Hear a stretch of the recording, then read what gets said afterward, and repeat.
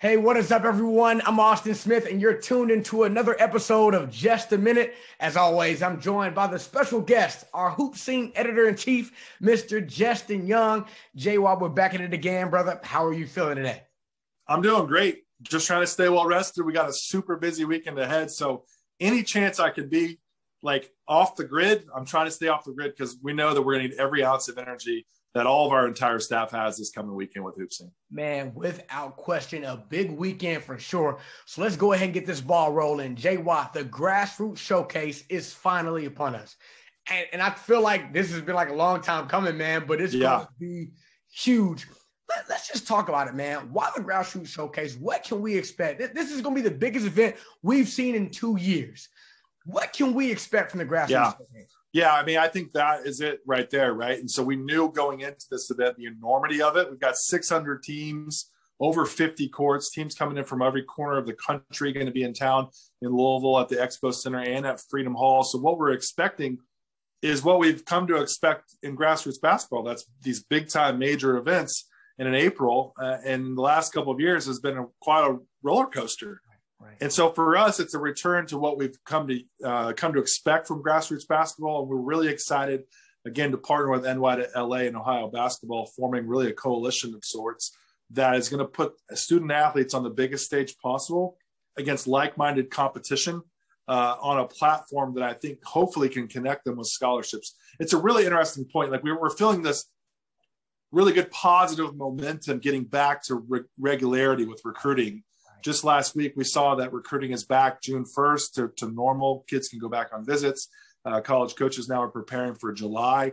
And that's why I think here, as we come to the end of April, to have a monster stage like this, the timing is perfect, I think. Even though we can't have Division I guys in there, I think the timing is perfect for players and teams to do the work and build a resume. So when July 1st comes around, college coaches, I think, now have a bit of a cheat sheet. Oh, I need to go watch that guy because I heard he killed it in Louisville. Yeah. J-Y, two things I want to touch on real quick. The first one, you mentioned Freedom Hall, right? And for people that don't know, Freedom Hall is a historic venue where Louisville once had practice. But let's talk about the impact that's going to have, man, on that opening night of the Grassroots Showcase. Yeah, Friday night at Freedom Hall is going to be pretty great. I mean, honestly, so 10 years ago, roughly, we saw the NCAA come out with a rule that says you can't play on college campuses. You can't play, games like we used to see at Bob Gibbons that used to be at Duke and North Carolina, NC State, and other tournaments that were played on college campuses. Well, that was taken away, which really I think for us was great because we have brought teams into Swanee Sports Academy and we learned how to pivot. And now we see games at these convention centers. But to be able to go back to a venue like Freedom Hall, it's on the campus, it's on the grounds of the Kentucky Expo Center. Okay, it's actually connected to it. But Louisville used to play their games there back in the day.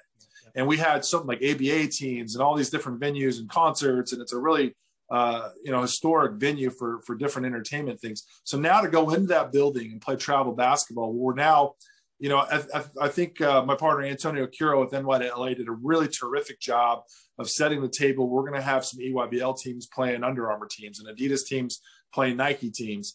And we've got our top teams from the HoopSeen Association as well as the NY-LA Association to be playing in that venue. And what an unbelievable way for us to really celebrate grassroots basketball, right? And to celebrate these opportunities for these young men who have really gone through the hardest time that we've ever seen as far as being able to be a recruitable athlete.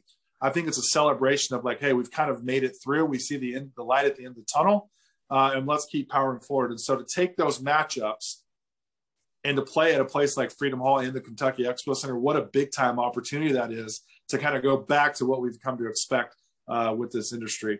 And I'll tell you what, Austin, if you go to HoopSeen, if you follow us on Instagram at HoopSeen, we're going to be teasing those matchups. We'll show you those matchups that we've got coming up.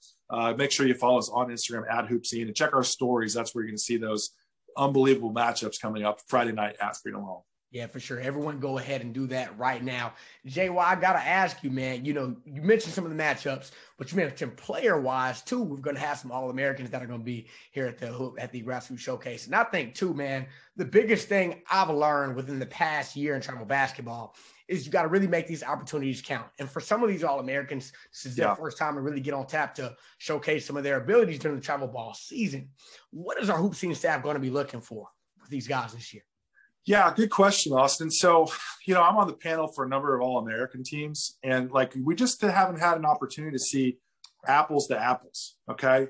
Like I've gone to different events. Like I was in California last weekend for a really good event, saw some guys out there that could be contenders for that. I was in Dallas about a month and a half ago and saw some stuff with that. Of course, at our tip-off event, we saw some guys there, but we don't really have a lot of opportunities to put apples against apples, right? Like the top guys against top guys.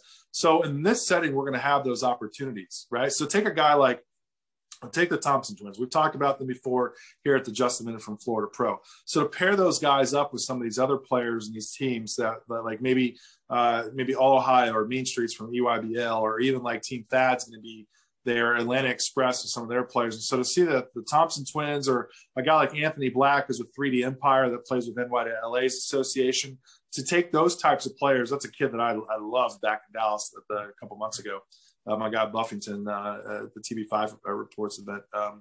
So to take those players and to put them in this setting, like that's where I think we start to get some context to just how good guys are, right? And so like AJ Casey from Mean Streets is a guy that's a 5-star prospect in the 2022 class, big man from Chicago. Chicago had a really, really shrunk down season. So like what a great opportunity is to see a guy like him. And who knows, this might be the opportunity too for somebody to really start their story and to take their game to the next level. I just saw a big commitment. We saw former Texas commit Tamar Bates commit to Indiana, and Mike Woodson and their new staff. And I think he's a guy, those are the types of players that maybe didn't have the travel season.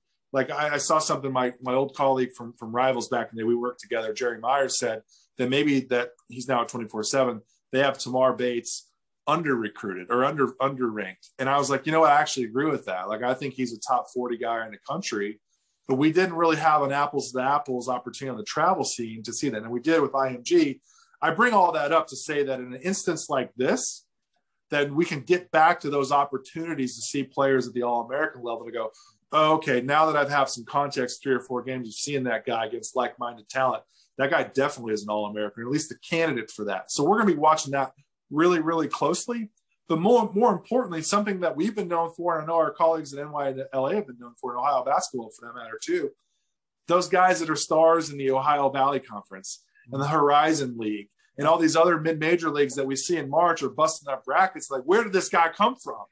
Well, we know because we've seen them on our platforms before. And so to have those types of players be in this instance where they can start their story on a big national level, I think those are the 2 biggest things that we're going to be looking at the most, is the All-American level guys and who are the next wave of guys that are going to be busting up some brackets in the March. Man, Jay, wow, look, that is big time.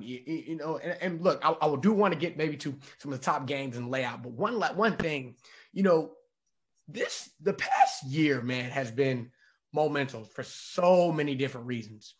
Let's talk about this, Jay Wild. What can we take away from May last year to May now? And then, how important for these guys is it going to be to have that momentum going to the summertime? It's huge. I think it's everything. Like we've talked about this before in this segment, where my phone doesn't ring as much as it used to with high school guys and being able to be recruited. Since we did that video last week, it's starting to change. It's starting to see some things to kind of pop up out of the ground, right? Like it's late spring. So finally, like the prospects are kind of finally cracking the soil, if you will. And college coaches are starting to get a little bit more engaged as they start to see like this opportunity for players that they can recruit again. They can physically go out and see them. So I think what it's going to be important, I think if we learned anything, and we don't know, I don't think this is a big secret, because we didn't have April and July. Well, we had a little bit of July, but not to the strength in which we're used to, is that you have to take full advantage of every single game. Yeah. And you got to stack those good games up on top of each other and be consistent. So now, how do you close April strong on a platform like this, where now in May, you're going to have an event like Bob Gibbons or maybe the Lone Star Invitational, some of these other big time events. How then do you stack these great events up? So when July 8th comes around, when college coaches are back in the building, okay, or even July 1st, where they're going to invite guys, out to campus. Yeah. They're going to be looking at these lists of the top performers. I'm telling you, it happens every single week. On HoopSeen, when we do all those top performer stories on HoopSeen, we just roll them out, top players in Georgia and Alabama, et cetera, et cetera, et cetera. That's where I get the text. Hey, tell me about this guy from Alabama. Tell me about this guy from Texas. Tell me about this guy from Tennessee.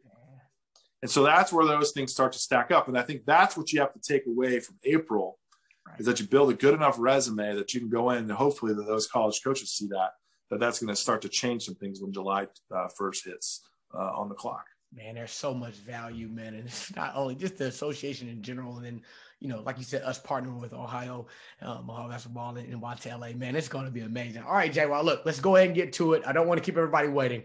Let's go ahead and talk about some top games, some top players, the layout of the event. We want to hear from you, brother. What's your take on this weekend's action? Man, I mean, it's been really hard to plan because there's so many games. Right. There's so many games. And so my opinion is very fluid. It changes all the time. Like, man, I got to be at this game. And then it's a matter of logistics where you get from court 52 all the way to court 1. And it literally may take you like 30 minutes to walk over there. Brother. Running shoes. So I think the thing that I've been telling coaches and even teams, make sure you follow our Instagram account. We're going to be rolling out those top games. We've got some top players coming in. Again, like I mentioned, I'm really excited to see Anthony Black again from 3D Academy. Team Thad's loaded. They got a Memphis commit and Amari Knox that I can't wait to see. But I also think those players from our association that we have are guys like, how then can they now level up? Now we're going to have our top association teams from the Deep South playing some teams from the Midwest. And so we take a guy like Alex Steen, for example, who I think is a really good or low major guy for Hawks Elite. And now how is he going to pair up with the team from like Minnesota, right? Or Jabari McGee from CP25, who's just been killing it lately. And how does he match up with the team from, say, Michigan, right? And then even like our top guys and some of our different scoring, like, we talked about Team Spates. They got Jamar Franklin, who I think is a tremendous shooter. Some of the great guard play from either Rod Howard Select and Team United from North Carolina.